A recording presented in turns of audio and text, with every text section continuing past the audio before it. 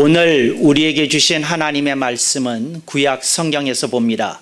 구약 성경 891쪽 시편 119편 49절로 50절 말씀을 봉독합니다.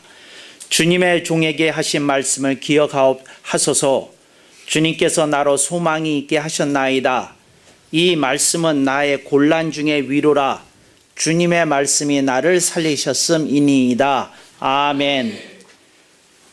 오늘 우리는 성령님 아래 성경 위에 하나님의 말씀을 듣기를 원합니다. 오늘 여러분들이 주목하신 설교 제목은 무슨 말씀이었을까입니다.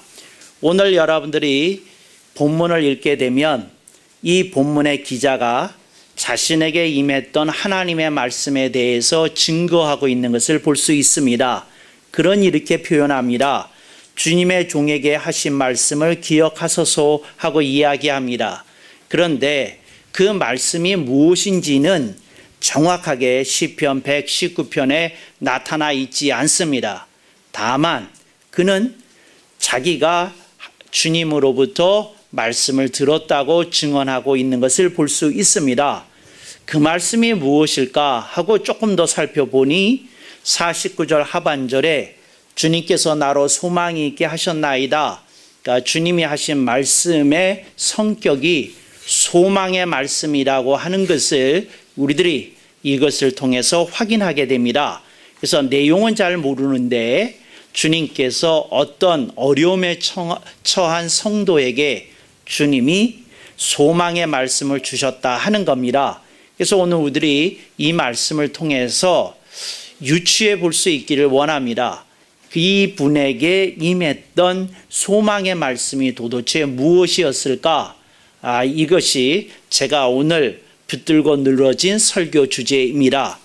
누가 저 새누리교회를 섬기는 그 장성 목사에게 묻기를 목사님 설교가 무엇입니까? 하고 묻는다고 한다면 쉽게 대답할 수 없는 이야기이지만 그 중에 하나 오늘 본문과 연관시켜서 말씀을 드린다면 설교는 숨은 그림 찾기라고 이렇게 얘기해 주고 싶습니다. 숨은 그림이라고 하는 말은 무슨 말인고 하니 그림이 있습니다. 근데 그 그림의 배경으로 되어 있는 것 속에 온갖 그림이 이렇게 퍼즐처럼 숨겨져 있습니다. 그래서 그것을 찾는데 힌트가 있습니다. 이제 숨은 그림의 경우는 5개를 찾아보세요. 7개를 찾아보세요. 그럽니다. 그래서 사람들이 그 그림을 들여다봅니다. 그런데 어느 때는 5가지가 제시되어 있는데 3가지를 찾고 끝끝내 못 찾는 경우도 있습니다. 네, 이런 걸 이제 숨은 그림 찾기라고 말을 합니다. 오늘 시편 119편을 보면서 숨은 그림 찾기가 생각난 것은 소망의 말씀을 주님이 말씀하셨는데 그게 정확히 주님이 뭐라고 말씀하셨는지에 대해서는 시편 119편에서 찾아볼 길이 없다는 겁니다. 그래서 호기심 많고 셜록 홈스를 좋아하는 장성 목사가 이제 추적을 시작하는 겁니다. 그래, 무슨 말씀이었을까? 이런 생각을 해본 겁니다. 이렇게 생각을 해보면서 제가 더듬어 보기를 시작했습니다. 어떻게 더듬어 봤느냐? 이 말씀을 성결교회 그 설교자가 이 말씀을 가지고 숨은 그림 찾기를 하면 무슨 얘기를 할까 하고 생각해 봤습니다. 여러분들이 잘 아시는 대로 성결교회는 사중복음을 가르치고 있습니다. 사중복음이 무엇이냐 하면 구원을 받는 중생, 하나님이 주신 기름 부으심으로 병의 고침을 받는 신유, 그리고 하나님의 말씀대로 거룩하게 사는 성결, 그리고 예수님께서 다시 한번 이 세상에 오시는 재림, 그래서 중생, 신유, 성결, 재림을 그 성결교회에서는 사중복음이라고 얘기합니다. 그래서 제가 사중복음을 믿는 성결교회 설교자라면 제 생각에 아마도 그분들에게 소망의 말씀은 재림의 말씀이 아니겠는가 하는 생각이 들었습니다. 그 이유는 이 세상이 너무 뒤틀려 있습니다. 꼬여져 있습니다. 뒤죽박죽으로 되어 있습니다. 순수하고 착한 사람이 살기가 어려운 면이 있는 것이 우리들의 현실입니다. 또 있는 자에게 유리하게 법체계가 돌아가고 있고 운행되고 있는 것이 또한 사실입니다. 그래서 이러한 어떤 면에서는 정의가 있다고 하지만 그에 못지않게 불의의 세력이 상당한 위력을 가지고 행세를 하는 이런 현실에 대하여 예수님이 재림하셔야만 끝장이 나겠다, 끝판이 이루어지겠다 하는 생각을 가진 이들은 재림의 말씀을 붙들고 싶어 할 것이라는 것입니다. 그래서 그들이 재림의 말씀을 붙들고 아마도 소망을 얻지 않을까 하고 생각을 해보았습니다. 그래서 제가 재림의 말씀 가운데 그분들이 어떤 말씀을 골라낼까 하고 생각해 봤습니다. 그랬더니 제 마음을 끌고 있었던 것이 제가 늘 묵상하는 마태복음 16장 27절 말씀입니다. 써두셨다가 나중에 설교 후에 한번 찾아보시기 바랍니다. 인자가 아버지의 영광으로 그 천사들과 함께 오리니 그때에 각 사람의 행한 대로 갚으리라. 그러니까 지금은 하나님께서 주시는 그 정의로운 세상을 맛보지 못할 수도 있다는 겁니다. 그런데 그 가운데서 믿음을 지키고 고난을 견뎌내면 예수님이 재림하셨을 때 정의가, 하나님의 정의가 이 세상에 바로 세워지고 하나님의 심판이 행해지고 우리들의 모든 아픔이 아물게 되고 우리들의 눈에서 눈물이 씻겨지는 일이 있더라라는 것입니다. 그래서 주님이 오시는 날을 품고 사는 이에게 이 말씀이야말로 소망의 말씀이라고 생각되어집니다. 그리고는 제가 두 번째 추적을 시작했습니다. 이거를 순복음교회의 설교자가 오늘 본문을 보고 숨은 그림 찾기를 하면 그분은 무슨 생각을 할까? 어디서 소망을 얻을까 하고 생각을 해봤습니다.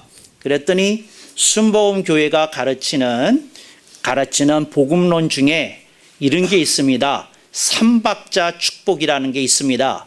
하도 1980년대, 90년대에 이것이 그 한국 교회를 풍미하였기에 어쩌면 축복에 관한 말씀 가운데서 가장 유명한 말씀이라고 생각이 되어지는 것이 있습니다. 그때 그 순복음교회에서 삼박자 축복을 얘기하면서 인간은 영과 혼과 육으로 되어져 있는데 영의 축복을 받은 사람은 구원을 받고 혼의 축복을 받은 사람은 범사에 잘 되고 그 다음에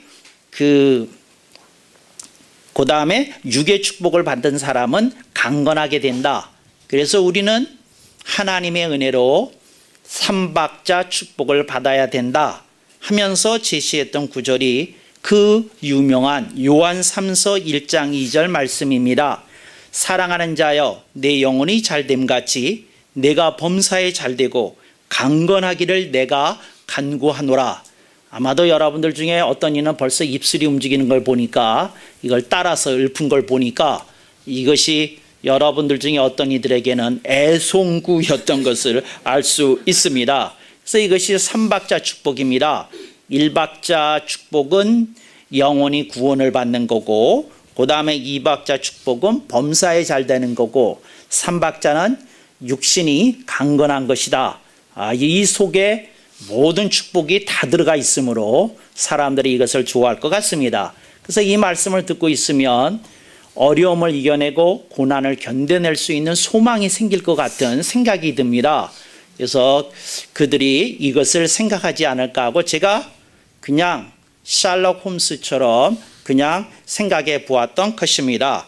그런데 오늘 우리들이 개혁교회로 건너오겠습니다.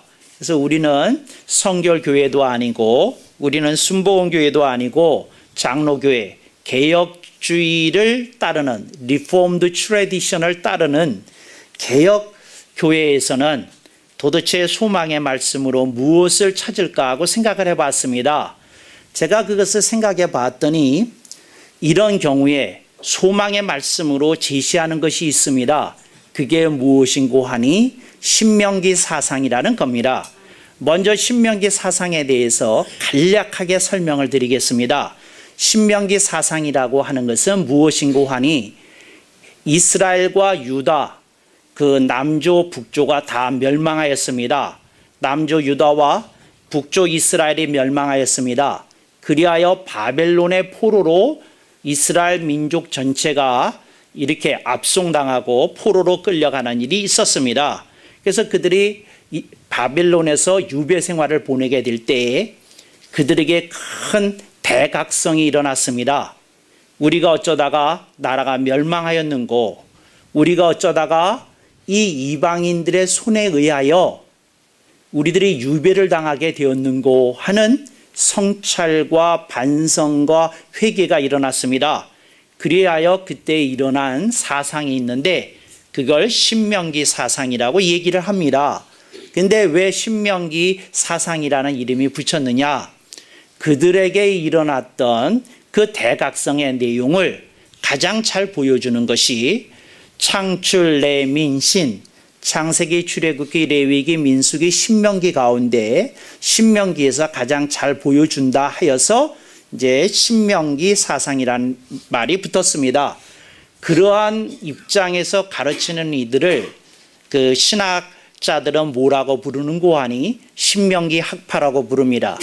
그리고 이 신명기 학파가 가르치는 신학을 무엇이라고 부르는고 하니 신명기 신학이라고 부릅니다. 그리고 이 신명기 신학이 체계를 세운 사상을 뭐라고 부르는고 하니 신명기 사상이라고 부릅니다. 그러니까 여러분들은 그냥 신학자도 아니시고 하니까 그냥 이 세 가지를 그냥 그 동의어로 이렇게 이해하셔도 크게 지장이 없고 무방하겠습니다. 그러니까 신명기 학파, 신명기 신학, 그 다음에 신명기 사상, 이 세 개는 일맥상통한다 이렇게 받아들이면 좋겠습니다. 신명기 사상에 관련된 책을 제가 여러 권을 읽는데 설명이 굉장히 복잡하더라고요. 그래서 제가 신학교에서 조직신학을 가르치다가 이건 너무 복잡하다. 내가 이거를 한마디로 좀 요약을 해봐야 되겠다 하는 생각이 들었습니다. 그래서 제가 30년 전에 조직신학을 가르치다가 그 신학생들의 요구도 있고 해서 이걸 한 문장으로 압축시켰습니다. 이것이 그 사비동에서 새누리를 섬기고 있는 그 조직신학자가 하는 이야기입니다.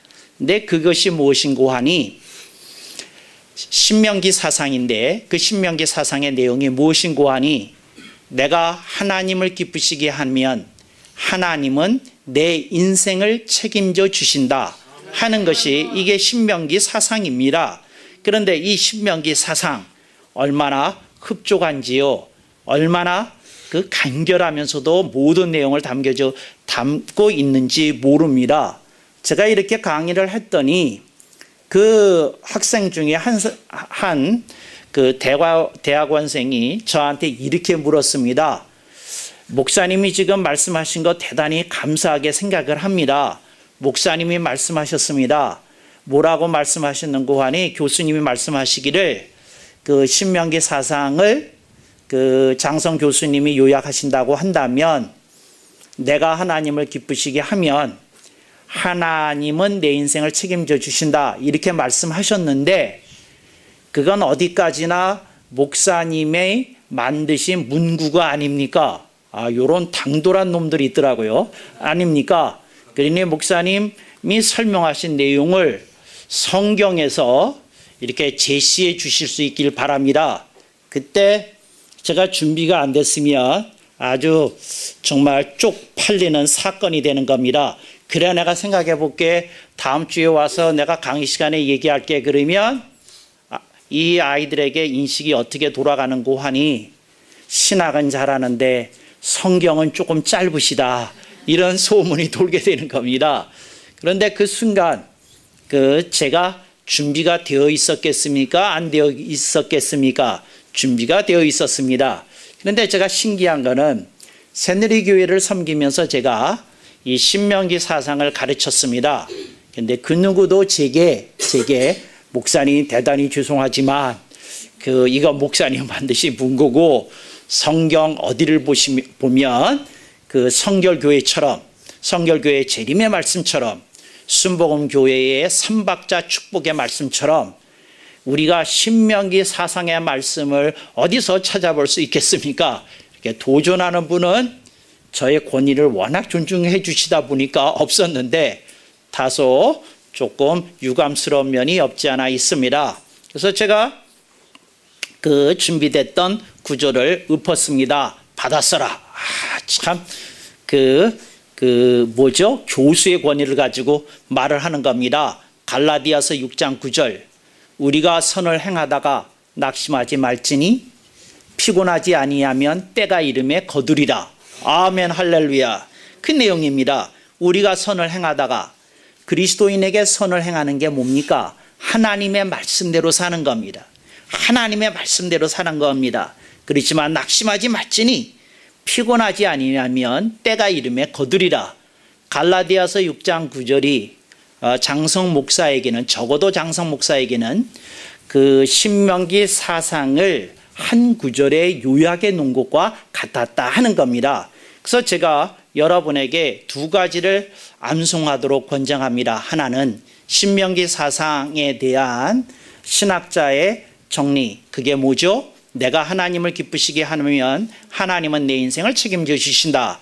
이걸 성구로 말하자면 갈라디아서 6장 9절 우리가 선을 행하되 낙심하지 말지니 피곤하지 아니하면 때가 이름에 거두리라.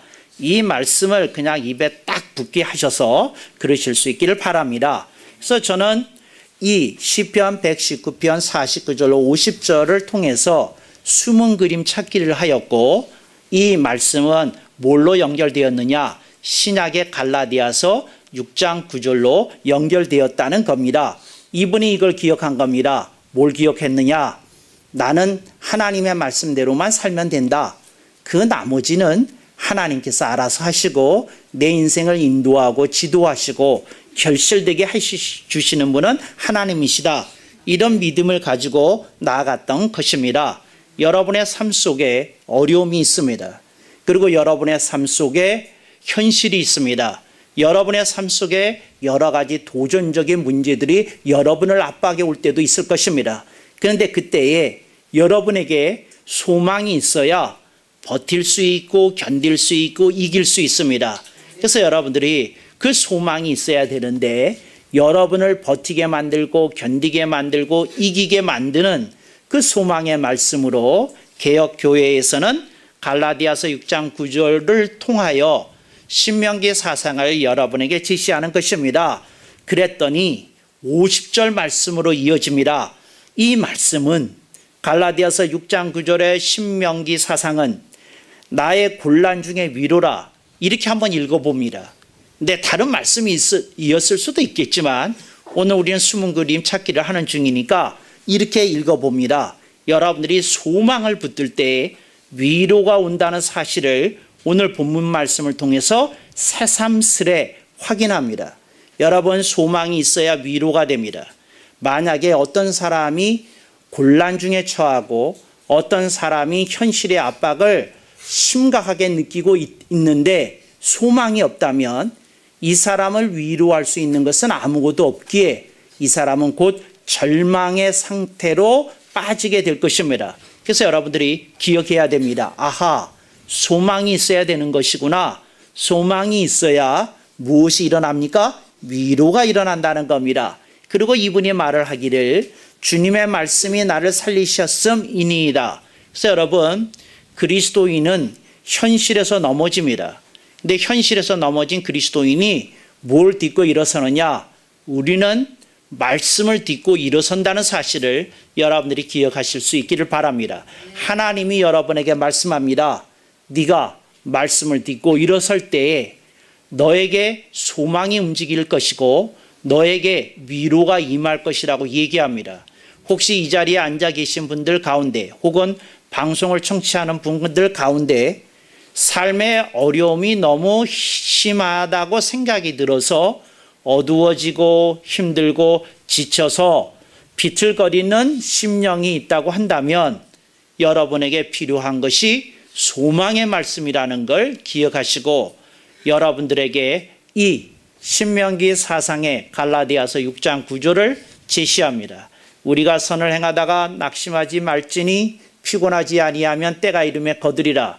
100번을 읊어도 하나하나가 무게감 있고 하나하나가 신선하고 하나하나가 우리에게 정말 친근하게 다가서는 것을 확인하게 됩니다. 그래서 여러분들이 이 말씀을 통해서 여러분에게 일어나야 되는 일이 있습니다. 뭐냐? 소망이 생겨야 됩니다. 소망이 생기면 자동으로 따라오는 것이 있습니다. 현실이 아무리 큰 괴로움으로 여러분들을 찔러댈지라도 여러분들은 견딜 수 있는 위로를 또한 얻게 된다는 겁니다. 어떤 분이 삶 속에서 자꾸 힘들다는 생각을 했어요. 그랬는데 목사님한테 와서 상담을 합니다. 내 목사님이 이런저런 얘기를 하는데 하나도 안 들어오는 것이 왜 안 들어오는 거 아니? 그 상담실을 나가면서 생각이 드는 것이 내가 왜 목사님이 여러 말씀하시는데 하나도 안 들어왔을까 생각을 해보니까 이런 생각이 드는 거예요. 자신은 현실 속에서 너무 괴로운데 목사님은 너무 거룩한 상태에서 너무 깨끗한 상태에서 너무 편하게 인생을 지금 사시는 중이고 본인은 현실 속에서 세상 속에서 너무 찢겨지고 너무 이렇게 벗겨진 느낌을 가지고 산다 하는 생각이 든 거죠. 그러니까 저쪽은 편안한 분, 나는 괴로운 사람 이렇게 대비를 시켜놓고 상담을 들으니까 전혀 무슨 말씀을 들었는데 하나도 들은 말씀이 생각이 나지 않는 상태 속에 있게 된 것이라는 것입니다. 그런데 집에 와서 무슨 일을 하다가 12살 난 딸내미하고 승강이가 벌어졌는데 그 딸이 아주 소리를 버럭 지르면서 이런 얘기를 하더랍니다. 무슨 얘기를 하는 거 아니? 엄마의 문제가 뭔 줄 알아? 엄마는 딸의 얘기를 안 듣는다는 거야. 그러니까 무슨 말이냐면 엄마는 하고 싶은 말을 하지 엄마는 가르칠 생각만 하지 내 얘기는 안 듣는 거 아니냐 이렇게 하더라는 거죠. 그런데 그 말을 하는데 문득 이런 생각이 들었다고 그래요. 저녁에 조용히 앉아서 애를 달랜 다음에 혼자서 생각을 해보니까 무슨 생각이 드느냐 하면 아하 말씀이 들릴 상태가 되어야지 이게 말씀이 들리는 거구나. 말씀이 들릴 상태가 안 되면 이 말씀이 안 들리는 거구나. 그런 생각이 본인이 들었다는 겁니다. 그러니까 누구에게 상담하러 가도 조언을 구하러 가도 내가 그걸 들을 상태가 아니라면 정답이나 해답을 가르쳐 줘도 그게 안 들릴 수 있다는 것을 본인이 아는 거죠. 그러니까 딸에게 유익이 된다고 생각을 해준 말도 딸이 들을 상태가 안 되니까 안 들렸던 것처럼 나 역시 주님이 나한테 무슨 말씀을 하고자 해도 내가 안 들릴 수 있겠구나 하는 생각이 깨달아졌다는 겁니다. 그래서 조용히 앉아서 이제 이 생각을 하는 건데 이 생각이 굉장히 기특한 생각입니다. 무슨 생각인고 하니 어떻게 해야지 말씀이 들릴까 하는 생각이 들렸다는 겁니다. 그리고 앉아서 생각을 하는데 얼른 떠오르는 생각, 그 생각이 뭐였느냐 하면 문득 주님이 말씀하시는 건지 자기 속에서 어떤 소리가 들리는 건지 이런 소리가 들리더라는 겁니다. 그래, 네가 하고 싶은 대로 해봤더니 답이 나오더냐 이런 소리가 들리더라는 거예요. 자기가 생각해봤더니 이 세상에서 이렇게도 노력해보고 저런 방법으로도 해보고 해본 것이 보이거든요.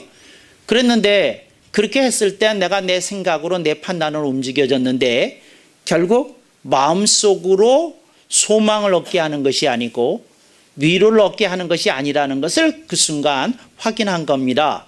그래서 아하, 내가 말씀 들을 수 있는 상태로 가려고 하면 내가 내 자신을 내려놓고 그 고백부터 드려야 되겠구나. 그래서 이분이 이렇게 고백을 드렸답니다. 주님, 제가 잠시 저를 내려놓겠습니다. 주님이 하실 말씀을 제게 들려주시옵소서.